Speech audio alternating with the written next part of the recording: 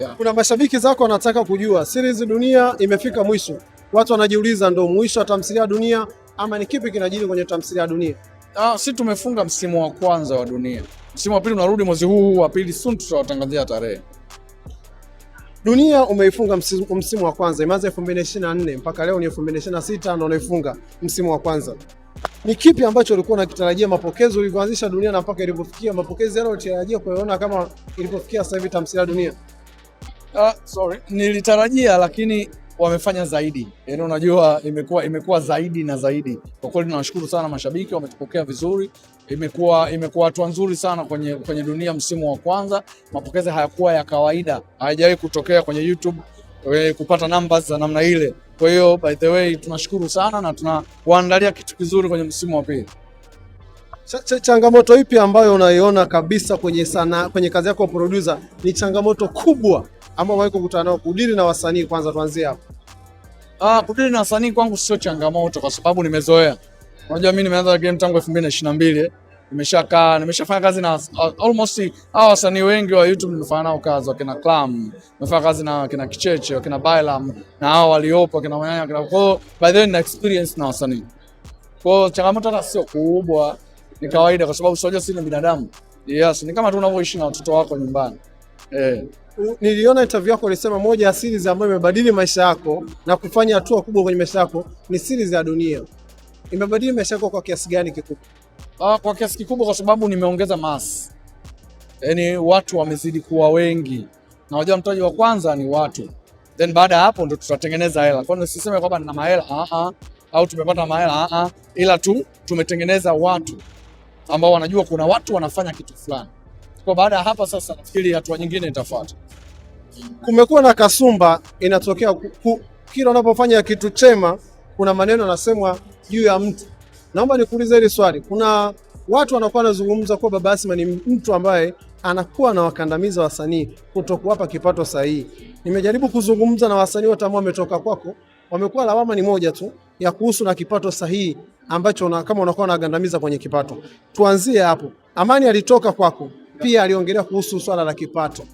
Huwa mlikuwa na mkataba maneno. Mati Juice naye katoka, naye ulikuwa na mkataba maneno. Tuanzie kwa Amani. Ilipotokea kwa Amani kusema mkataba maneno, ukutaka kubadilisha na kuweka mkataba maandishi. Wapo ambao wana mikataba ya maandishi na wengine wana mikataba ya maneno. Kwa hiyo inategemeana na tumekubaliana vipi. Kwa sababu kila kitu ni mkataba, hata kama kwa maneno ni makubaliano. Naelewa, yes. Na kuhusu swala la watu kulalamika, nafikiri siwezi kumridhisha kila mtu.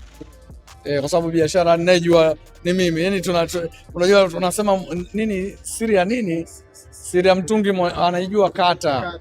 Watu wengine wanaona tu kwa nje, lakini jinsi gani iko hard, jinsi gani kuhandle hivi vitu ni hard, namna gani ambavyo kuhandle project iendelee mpaka ifikie hivyo iko hard, na watu zaidi ya 40. Watu zaidi ya 40 kuanzia wasanii na production. Source of income kubwa ni YouTube. Kwa I'm not here kujitetea wala kutaka kumuelezea mtu yoyote kwa sababu ni none of their business. Mashabiki wanatakiwa ni kuangalia kazi. Masuala ya mtu ameridhika au hajaridhika sio mimi wa kwanza. Sio vizuri. Watu wametoka WCB sheta kwa mimi nitaweza kuhandle. Diamond kashindwa, watu wakinaweza wametoka. Watu wametoka kila sehemu, sinaelewa vizuri. Hiyo ni noma kwa sababu binadamu tuna tabia ya kutokuridhika. Na siku zote wasanii tunajua wanavokuja mikono nyuma, wakitoka mikono juu. Ndio kazi yangu. Yaani ni kazi yangu, kwa hiyo siwezi kujisikia vibaya wala kumsemea mtu vibaya. What I take nasema okay, tunasonga mbele kwa sababu kwenye kazi kama hizi changamoto ni kawaida. Ni kawaida mno. Miongoni mwa wasanii ambao ulikuwa nao kwa muda mrefu, na ambao umeanza nao, naamini kuna Violet na Zeni akina Matilda kama sijakosea. Hao wengine wote nahisi ni wapya. Tumeanza kuona kwenye familia Mzee Kicheche. Wote waliopo. Wale ndio wasanii wa kongwe ambao ulikuwa unabakia nao kwenye familia yako. Tuanzie kwa Matilda. Hiki kilichoendelea baina yako na Matilda, ulimuua kwenye series.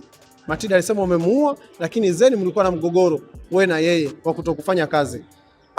Tuanzie hapo kwa Matilda. Matilda alisema kwa ni mume wake na lazimisha kuwa nataka kuondoka, lakini Matilda akasema sio kweli. Mume wangu mimi hahusiki na kazi yangu. Ni kipi kilikuwa nyuma ya hili? Jambo la kwanza ni kusahihishe, Matilda sio muda mrefu kwangu. Nafikiri tumeanza kufanya kazi rasmi kwenye Dunia. Huko nyuma hakuwa msanii wangu. Kwa hivyo. Kwa hiyo sio muda mrefu. Watu ambao ni muda mrefu na wakina Violet au ndio muda mrefu sana. Sio vizuri, kuna watu wako production au ni muda mrefu sana. Na hata wakina Manyanya, wakina Mudi hao walianza nafikiri kabla hata ya Matilda. Matilda ameokota. Lakini pia kuhusu hilo swala ambalo sitaki tena kulizungumzia, by the way, kuna mambo mengine yanaendelea. Kwa hiyo sitamani kuzungumzia hizo, sitamani kutengeneza dramas kwenye vitu vya kitoto kama hivyo. Unaelewa, I'm big, mimi ni mtu mzima. Kwa hiyo nisingependa ku-entertain vitu vya ajabu. Focus na kazi, na hata mwanzoni wakati naizungumza haikuwa kwa nia mbaya. Lakini kama ilichukuliwa kwa nia mbaya, I'm sorry. Sina kama kuna leo wajeruhi, I'm sorry. Ila mimi kazi yangu ni kujenga na kutaka kuweka mambo tu sawa, tufanye kazi, ndo maisha. Kwa sababu lazima nikijielezea nasaidia nini? Yaani najielezea hapa, then what? Haisaidii. Kwa mimi what I'm doing ni kufocus. Mimi nishakomaa, yaani mpaka nimefika hapa nishavuka mishale mingi.